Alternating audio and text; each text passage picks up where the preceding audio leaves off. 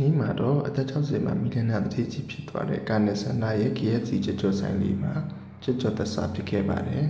။အသက်ကြီးပေမဲ့စူးစမ်းမှုကိုမလျှော့ခဲ့တဲ့ကာနယ်ဆန္ဒရဲ့ဘဝအကြောင်းလေးကိုတော့တော်တော်များများကသိကြမယ်လို့ထင်ပါတယ်ဗျ။အသက်ကြီးပေမဲ့သူ့ရဲ့စူးစမ်းမှုတွေကိုထောင်တောင်းမကပြုလုပ်ပြီးတော့မှသူကအောင်မြင်မှုကိုရခဲ့တယ်။သူ့ရဲ့မလျှော့သောဇွဲလုံးလောက်ကိုတော့ကျွန်တော်တို့ကလေးစားရမှာပေါ့နော်။ဒါကြောင့်ကျွန်တော်တို့ဘဝမှာလည်းဘယ်လောက်တောင်စူးစမ်းပြီးလဲ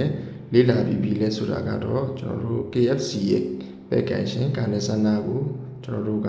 အတူယူရမှာပေါ့နော်။ခုကတော့ KFC ဆိုင်ရောက်ပြီဆိုတော့ကျွန်တော်တို့ခြိုက်တဲ့မီနူကိုရှာပြီးတော့မှာပြီးတော့စောက်ဆိုင်နေရမှာပဲဖြစ်ပါတယ်။ Okay နောက်ဆုံးတော့ KFC ရဲ့ကိုမှာလာတဲ့မီနူလေးရောက်လာပါပြီ။ကျွန်တော်တို့ကြက်ကြော်လေးစားရင်လည်း KFC ရဲ့ပဲကန်ရှင်ရဲ့အကြောင်းလေးကိုကျွန်တော်တို့လင်မယားနှစ်ယောက်လေးပေါ်ကြမှာပေါ့နော်။အားလုံးရဲ့ဗီဒီယိုလေးတွေကမတိမသက်ဖြစ်နေရင်လည်းခွင့်လွှတ်ပေးကြပါဗျာ။ Hey there.